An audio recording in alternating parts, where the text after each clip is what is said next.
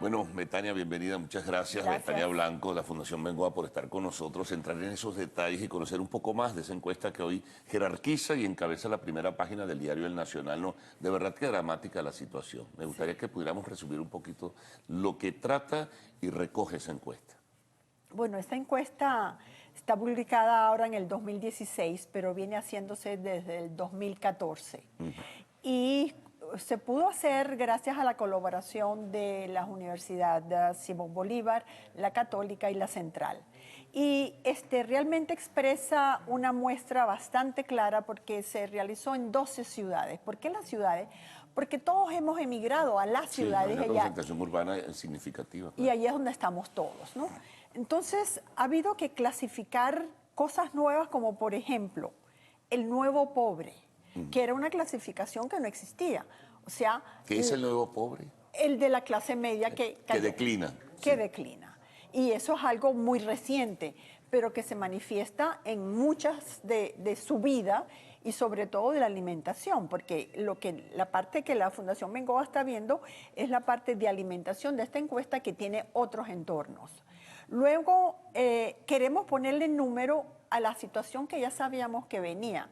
Por ejemplo, tenemos el costo de un desayuno en el 2014 era de 212 bolívares afuera. Pero ahorita casi eso es el costo de un café. Claro. Entonces se ha casi quintuplicado del 2014 al 2015. Entonces tratábamos de ver qué cosas, cómo reaccionan las personas y lo que refleja la encuesta es que entonces comen menos veces. Nosotros pensábamos que es lo que dice el titular un poco, ¿no, Betania? En 9 de cada 10 hogares no les alcanza para comer. No, pero desde el 14. Desde el 14, no es de ahorita. Sí, desde el 2014. Y que apenas el 19% de la población no es pobre y el 34% pasó de la clase media a ser pobre. Ese es lo que llamamos el nuevo pobre. Y porque antes el pobre también tenía un déficit educativo, un déficit social, porque había sido pobre su mamá, su papá, pero ahora son profesionales técnicos de clase media que no les alcanza para comer.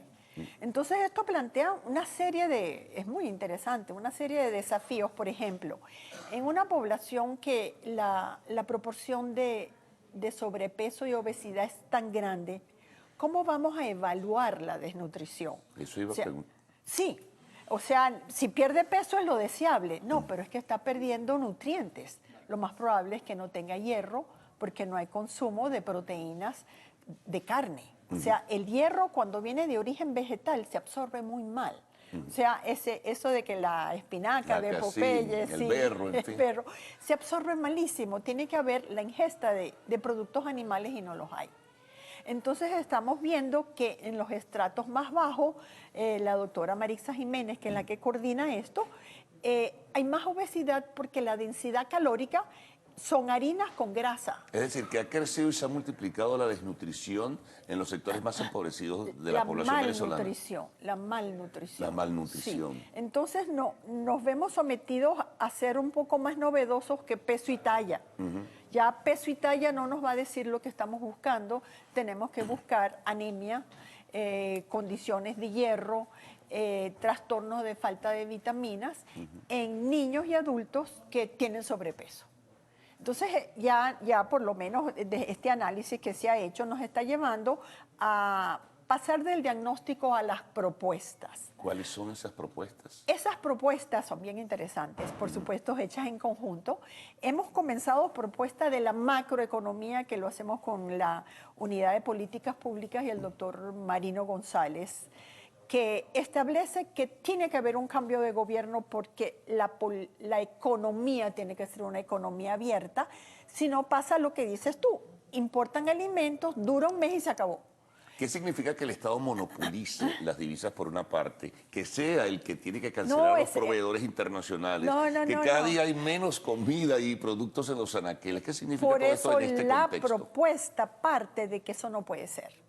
No solamente no puede ser, o sea, el marco macroeconómico nos lleva a un cambio de gobierno, a un cambio de visión de política económica, social, nos obliga a pedir un préstamo. Venezuela es un país que tiene capacidad de pago, pero para atender esta emergencia es una emergencia de medicamentos, de estructuras de salud, de abastecimiento de alimentos. O sea, hay una emergencia en diferentes sectores muy sensibles y eso se corrige solamente con el reconocer que así como veníamos no sirve, tenemos que pedir auxilio y entonces vienen propuestas para el plazo inmediato, para dentro de 3 meses, 90 días y para el término medio, ni siquiera estamos viendo plazo más allá. La industria de alimentos nos ha dicho, bajo la coordinación del profesor Juvenal Alveláez, que de entrar un préstamo, si adquieren los insumos, la empresa alimentaria nacional está en capacidad de empezar a hacer una producción para un abastecimiento en 90 días. Sí, tiene que reanimarse, tiene que haber estímulos a la producción nacional. Pero tiene que estar abierta. Las proyecciones son terribles. La semana pasada escuchábamos una proyección que nos hacía aquí el presidente de la Federación Nacional de Ganaderos para el abastecimiento nacional y el consumo para el mes de julio y para el mes de agosto, y es terrible, y no hay posibilidades ni con la producción nacional porque no existe, que está alicaída, que está en declinación, ni tampoco hay indicios de tránsito de productos hacia Venezuela. ¿Cómo vamos a llegar a la entrada del segundo semestre del año? No. Nosotros planteamos, porque tenemos mucha confianza en que tiene que haber, no hemos planteado de que las soluciones pueden implementarse con este gobierno, con esta visión de lo que es económica. No es una manera de ver la vida. No puede ser. Tiene que haber el cambio. Una vez que haya el cambio, la gente de ganados, el doctor Rodrigo Agudo, saben cómo en el plazo inmediato, con ayuda de países fronterizos, podemos mejorar el abastecimiento de alimentos a la vez que la industria nacional se reactiva, porque la industria le va a llevar 90 días que llegue el dinero, que lleguen los insumos, reenganchar a todo el mundo y empezar a hacer esa producción. Pero ahora, mientras perdona, tanto, Betania, eso tiene que hacerse es a través de un préstamo definitivamente, porque no hay divisas, la renta petrolera no genera los recursos para reanimar la producción nacional, tiene que hacerse a través de un préstamo, definitivamente. Ese es el planteamiento del grupo que dirige el doctor Marino González. La Fundación Bengoa esta semana está haciendo pequeñas reuniones para la semana próxima, tener un grupo que va a producir el primer borrador de propuestas, pero están todas sostenidas a un cambio de visión económica del país, de la visión política, para que en el plazo inmediato mejore el abastecimiento de alimentos. En paralelo, alguien tiene que hacer algo de medicamentos y la atención, que es salud, alimentos es parte de salud. Y luego, mientras la industria logra abastecerse, incluso hemos escogido los productos básicos que deberían salir. Y por supuesto siempre salen esos? Los 3 reyes, que son los 3 cereales rey: arroz, harina precocida de maíz y harina de trigo. ¿Y en cuanto a proteínas? Y tú sabes que los cereales, qué bueno que me haces esa pregunta.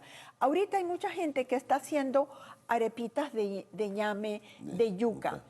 Puedes hacer la forma, pero los cereales tienen proteína, los tubérculos no.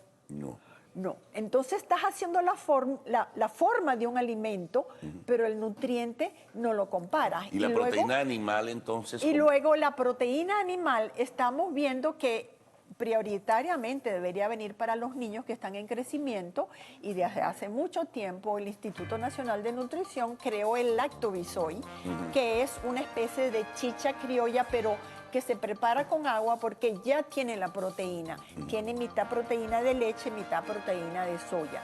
Ahí hay que enfocarse.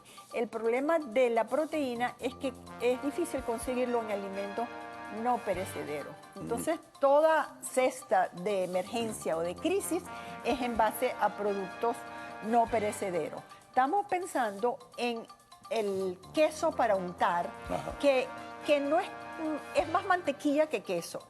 o sea, no es sustituto de queso, pero sirve para aumentar proteínas y calorías por la vía de las grasas. Finalmente, y concluimos rapidito, Betania, la semana próxima comienzan a trabajarse las propuestas entonces Los borradores de propuesta de macroeconomía de los alimentos claves, de reactivación de la cadena de la industria de alimentos y la propuesta para abastecimiento inmediato en base a un préstamo. Sí, definitivamente. Definitivamente. Bueno, gracias por toda esa información. De verdad que es preocupante, muy inquietante la circunstancia que está viviendo el país. Bueno, Betania Blanco. Amigos, vamos a una pausa. Al retorno estaremos con ustedes para presentarles el segmento de Lo Actual, Arte y Espectáculos.